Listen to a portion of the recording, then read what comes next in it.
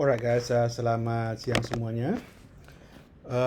Hari ini saya ingin membahas tentang kenapa pasar kripto ya, pasar cryptocurrency itu anjlok ancur-ancuran ya. Seperti Anda lihat di sini, Bitcoin itu sekarang 24 sekian, itu turun sekitar 9%. Ethereum 13% turunnya. Ethereum dibanding Bitcoin turunnya 5% lah kira-kira ya. Jadi kalau misalnya Anda bandingkan Ethereum dan Bitcoin, maka Ethereum itu jatuhnya lebih kencang daripada Bitcoin. Jangan tanya yang lain lah ya. Ada sekitar 6% Soluna ya, itu 9%, XRP 7 dan AV 15%. So, ada apa ini? Jadi, pasar bisa ancur-ancuran seperti ini sebenarnya ada apa? Alright, saya sebenarnya juga mencari-cari kemarin karena saya tahu ada kebutuhan yang sangat besar atau ada yang dumping Bitcoin itu pada tanggal 12 Mei ya, 12 Mei tahun 2022. Itu ada dumping Bitcoin gede-gedean, yaitu Do Kwon ya, si Luna. Jadi Luna sedang di-pegging dan kemudian Luna harus dumping Bitcoin karena mereka butuh uang fast untuk jagain UST-nya. US Terra ya, Terra USD. Nah, habis dumping itu udah backup lagi nih. Dan waktu itu kalau kita lihat si Ethereum Bitcoin itu 12 Mei ya, itu di sini. Itu masih tinggi nih di sini nih. Ya jatuh iya, tapi maksudnya masih proporsinya masih 0,067. So it's still high. Anda bandingkan dengan sekarang yang 0,051 ya. Tadinya malah di bawah 5 nih, 0,05 nih. Tapi sekarang udah naik sedikit jadi 0,051. Anyway, ada apa sebenarnya? Karena kalau misalkan kita ngelihat di hari Sabtu dan Minggu kemarin ya, saya ngelihat ada turun kenceng banget di 2 hari Minggu ini, di weekend ini. Saya berpikir nih ada orang yang bego atau bagaimana nih jualan dumping segitu gede itu di hari Sabtu dan Minggu, 11 Juni dan 12 Juni. Sabtu dan Minggu itu biasanya kalau normal-normalnya nih tipis banget nih. Anda lihat nih di sini ya, Anda lihat ini ya. Nah itu tipis banget nih volumenya. Sabtu dan Minggu lain ini tipis banget volumenya. Nah ini volumenya gede banget. Maksudnya gede, nggak gede sekali gitu nggak, tapi maksudnya sekitar 2 atau 3 kali lipatnya daripada biasanya. Siapa yang dumping ini dan kenapa gitu? Orang-orang ini pasti sangat desperate banget sehingga dia harus dumping segitu banyak di hari Sabtu dan Minggu. Atau kalau ada whale atau ada ikan paus gitu ya yang dumping Bitcoin maupun Ethereum di hari Sabtu dan Minggu, menurut saya itu kebodohan yang hakiki. Tapi ternyata memang ada yang begitu. Dan hari ini terjawab sudah. Sebenarnya saya sudah ada hint sih kemarin, tapi belum pasti. Dan hari ini sudah confirm ya bahwa ini dilakukan oleh Celsius. Jadi hari ini Celsius mengirimkan satu memo ke community-nya bahwa dia bilang due to extreme market condition, today we are announcing that Celsius is pausing all withdrawals, swap, and transfer between accounts. Artinya kalau Anda misalnya ada di Celsius atau menggunakan service Celsius, maka Anda sudah tidak bisa lagi withdrawal atau swap atau transfer between accounts. Simply saying bahwa Celsius berhenti. That's it. Nah, saya sendiri belum tahu ya Celsius itu apa, dan saya sendiri tidak terlalu memakai service mereka. Untungnya nggak pakai gitu ya. tentang servisnya Celsius ini. Setelah saya baca-baca, ternyata Celsius ini DeFi. DeFi itu adalah decentralized finance, di mana orang itu bisa simpan pinjam gitu, bisa minjamkan uangnya gitu, pakai platformnya mereka, dan mereka mendapat interest.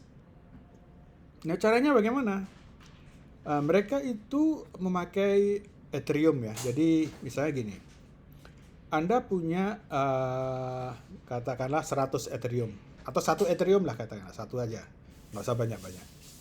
1 Ethereum, Anda ingin menggunakan decentralized finance-nya Celsius. Apa yang harus Anda lakukan? Yang harus Anda lakukan adalah Anda menyerahkan Ethereum Anda ke Celsius, terus kemudian Celsius itu akan mengeluarkan namanya ST Ethereum. Ya, kita namakan ST ETH ya. 1:1, artinya kalau Anda mengirimkan 1 Ethereum, maka Anda mendapatkan 1 ST ETH. Alright, setelah Anda mendapatkan 1 ST ETH ini, yang dipakai untuk DeFi atau digunakan dalam platform mereka, itu yang dikeluarkan oleh Celsius ini. Jadi intinya Anda nitipin Ethereum Anda, dipegang oleh Celsius, terus kemudian dia mengeluarkan token namanya STETH, Anda pegang, Anda gunakan untuk simpan pinjam. Monggo saja silahkan gitu. Kalau misalnya sudah selesai digunakan, Anda mau rubah lagi menjadi Ethereum, maka Celsius akan honor itu dan memberikan ETH, dan STETH-nya akan diambil oleh Celsius. Gitu kira-kira ya. Nah, apa yang terjadi? Jadi kalau misalkan kita lihat-lihat, ternyata Celsius ini setelah menerima Ethereum, kan dia harus cuan dong, harus dapat dapat untung dong. Gimana caranya? Caranya adalah mereka melakukan staking. Staking ini menyerahkan Ethereum yang tadi dikumpulkan tadi ke foundation-nya Ethereum, di stake begitu. Kemudian mereka akan mendapatkan interest ya, mendapatkan bunga sesuai dengan caranya Ethereum sendiri atau Ethereum Foundation sendiri. Nah itu untuk yang belum tahu, ada begituan ya, mungkin saya ceritakan sedikit tentang Ethereum. Jadi Ethereum itu akan beralih dari proof of work menjadi proof of stake. Nah, proof of stake inilah yang mereka berharap semua orang bisa stake. Proof of stake itu gimana jelasin? Itu satu ini sendiri ya, satu video sendiri tuh. Staking ya namanya ya. Intinya Anda nyerahin ke sana, terus kemudian nanti orang-orang yang staking Ethereum-nya di situ itu akan mendapatkan bagian lah gitu intinya. Nambangnya pakai staking. Nah, gitu intinya. Kalau di Bitcoin nambangnya pakai komputer ya. Kalau di Ethereum itu nambangnya pakai naruh Ethereum di situ. Intinya di situ. Oke ya, saya tahu sih nggak terlalu jelas, tapi ya gimana lagi. Anyway, yang terjadi adalah karena Celsius punya Ethereum begitu banyak, ngumpulin begitu banyak, maka dia stake Ethereum-nya di platform itu. Oke. Nah, ada satu hal, ketika Anda naruh Ethereum atau stake Ethereum Anda di platformnya Ethereum itu tadi, yang staking tadi, maka itu nggak bisa diambil sampai nanti kalau misalnya sudah menjadi POS atau proof of stake, yang rencananya itu 2 tahun dari 2 tahun yang lalu. Jadi 2 tahun yang lalu memang berencana begitu, terus kemudian mereka sistemnya untuk staking itu on. Dikatakan bahwa kalau Anda staking di situ minimum 2 tahun baru bisa diambil. Tapi sepertinya sih harus lebih dari 2 tahun baru bisa diambil. Nah, Ini Celsius setelah mengambil Ethereum segitu banyak, ditaruh di tempat staking itu, jadi nggak bisa diambil. Ethereum-nya itu nyangkut di situ. Nah, kalau Ethereum-nya nyangkut di situ, apa yang terjadi? Dia kekurangan likuiditas. Orang-orang yang sudah dikasih STETH ini, kalau misalkan mau withdrawal, kan harus diganti Ethereum beneran nih. Kalau misalnya banyak yang withdrawal tapi Ethereum-nya nyangkut di platformnya itu, proof of stake itu, ya dia mau nggak mau harus kelabakan nyari pinjaman, nyari apalah gitu. Jadi itulah dia mulai ngejual barang-barangnya yang dia punya, ngutang, jual yang sudah ada, simply karena mereka harus honor atau harus mengembalikan Ethereum itu ke orang-orang yang diberi STETH tadi. Saya nggak tahu sih jelas apa nggak, mudah-mudahan jelas sih. Nah, itu kayak di bank gitu, teman-teman. Jadi Anda kan naruh duit di bank nih. Terus kemudian oleh bank itu Anda dikasih buku tabungan atau apa yang di apps itu. Anda punya uang sekian banyak di bank. Kan Anda bisa ngambil nih. Anda ambil 1 juta, tabungan Anda berkurang 1 juta, begitu intinya. Nah, tapi bank kan nggak simpen semua duitnya. Duitnya disimpan muter. Yang disimpan di bank itu cuma sekian persen doang. Mungkin nggak ada 5% atau 10%. Kalau semua orang ngambil secara bersamaan, nggak ada duit. Duitnya habis, bank run namanya. Semua orang ambil duit. Jadi kalau duit nggak ada bagaimana? Collapse. Satu bank collapse, bank yang lain collapse karena mereka terhubung satu demi satu. Nah ternyata si Celsius ini juga ada hubungannya dengan Luna yang kemarin collapse. Gitu. Jadi kalau misalkan gambarnya begini nih. Luna collapse, Terra UST Terra UST ya. USDT namanya. Apa sih namanya? Terra USD ya. Hancur di pack, Luna habis.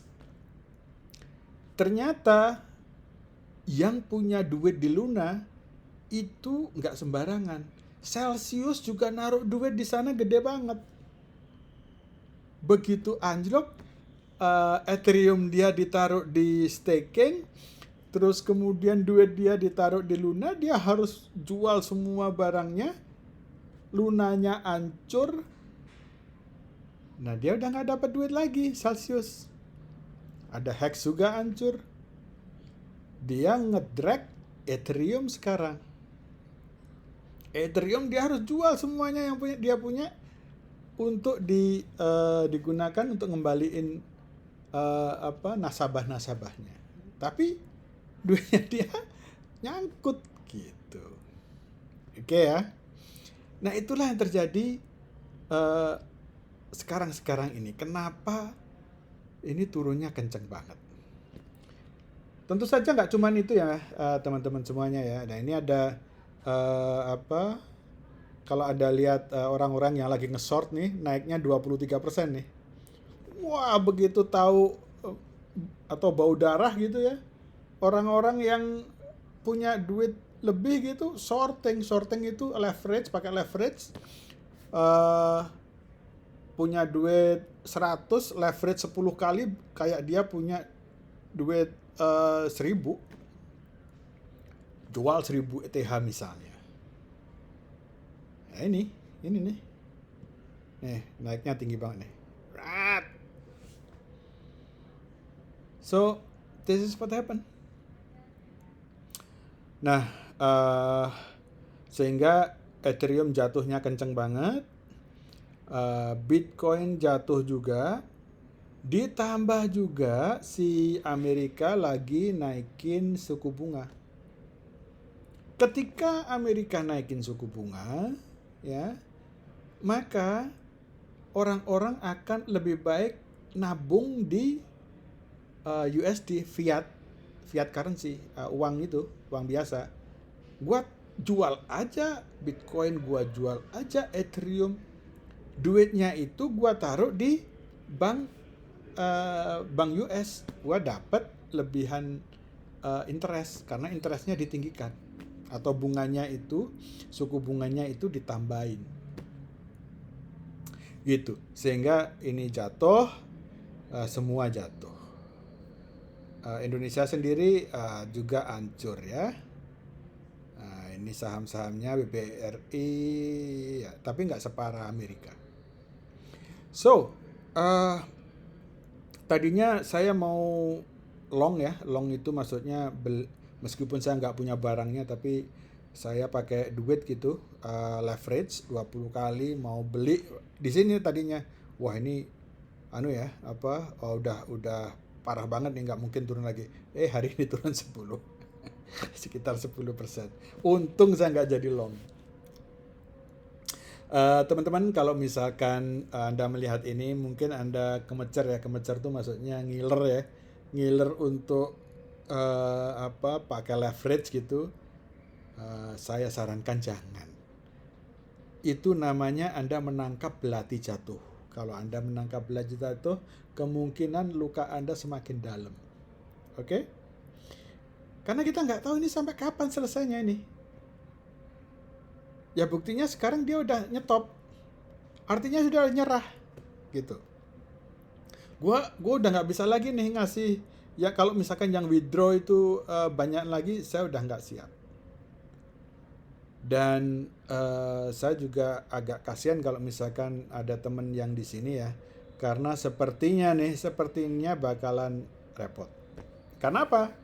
Karena ternyata sebelum mereka make dalam ini ya, dalam kontraknya, kalau misalkan Anda tuker Ethereum dengan STETH ya, ini ada satu klausul di mana dia bilang, in the event that Celsius become bankrupt, kalau misalnya nih Celsius bangkrut, enters liquidation dan kemudian harus dilikuidasi, or otherwise unable to repay obligation, atau tidak bisa melakukan kegiatan atau tidak bisa memenuhi apa yang harus dia lakukan, or any eligible digital asset used in the earned service or as collateral under the borrow service may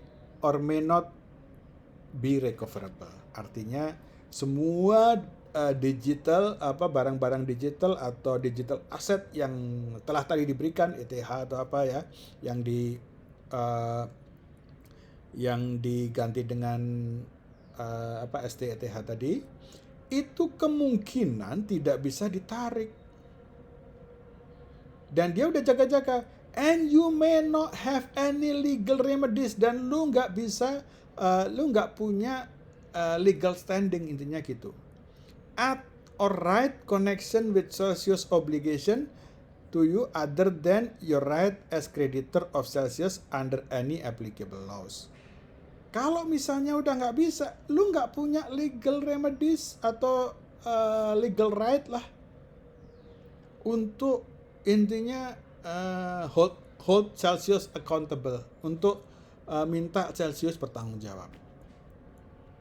Ya, yang lu bisa apa ya, lu punya hak sih sebagai creditor of Celsius. Sebagai creditor of Celsius itu ya, kalau misalnya gua udah bangkrut, dibagi-bagi ya, tinggal lu dapat berapa gitu aja. Lu nggak bisa hold as accountable di any, misalnya di sue begitu, nggak bisa. So alright guys, I think that's all into it. Itulah yang terjadi ya. Saya juga ngelihat agak miris ya, tapi intinya gini ya.